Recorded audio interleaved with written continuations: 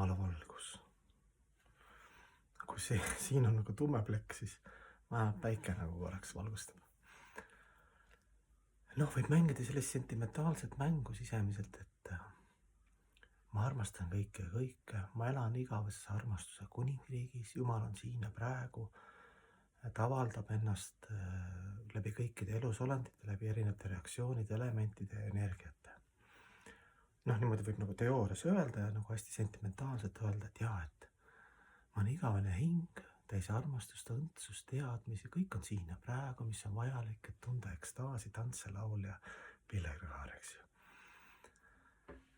Et võtta nagu selline alge, eks ju, siis sa hakkad vaatama nagu reaalsust ja pühakirja, pühakirjad räägid jaa, et ei, muidugi kõik on absoluutne, isegi Jumala materiaalne energia on nagu täiuslik, kuna Jumal on täiuslik ja ta on läbitud armastusest, sest kui Jumal on armastus, siis on kõik armastus. See võib öelda, et iga situatsioon on tema armastus on seal taga, eks ju, kuigi see paistab võib-olla, mõnikord me räägime päikse ja kuu energia, kuu teeb pai ja päike teeb aita nagu isa ja ema energia, eks ju, mõlemat energiat on vaja lastele, et lapses kasvaks täisväärtuslik täiskasvanu, eks ju, et isa rangus, distsipliin ja ema pai, eks ju, kuu ja päike.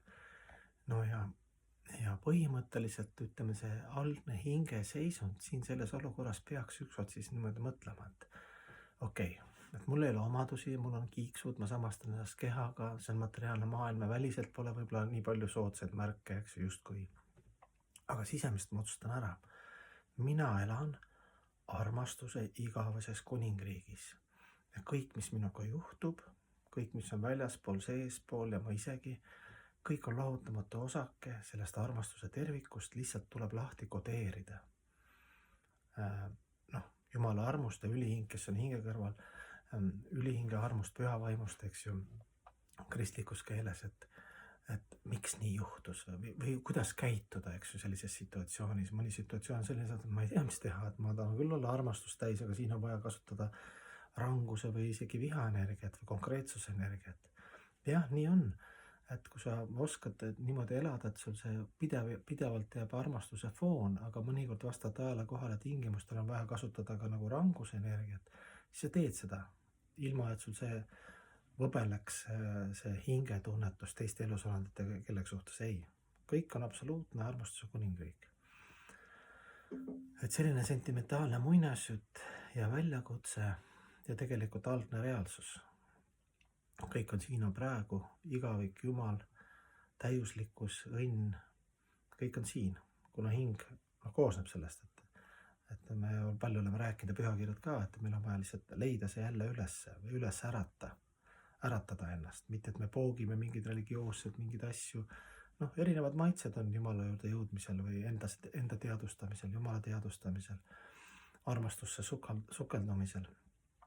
Et see on okei, sellest tuleb ka aru saada, eks ju, seda aktsepteerida enda ja teiste puhul, see eripärasus, nagu me rääkisime ka, et see eripärasus, kui see sind häirib, siis sa muutud lihtsalt hästi üksikuks. Mida rohkem sind teiste eripärasus häirib, seda üksikumaks sa muutud ja seda rohkem see ego, hankara, valeego tõuseb, eks ju.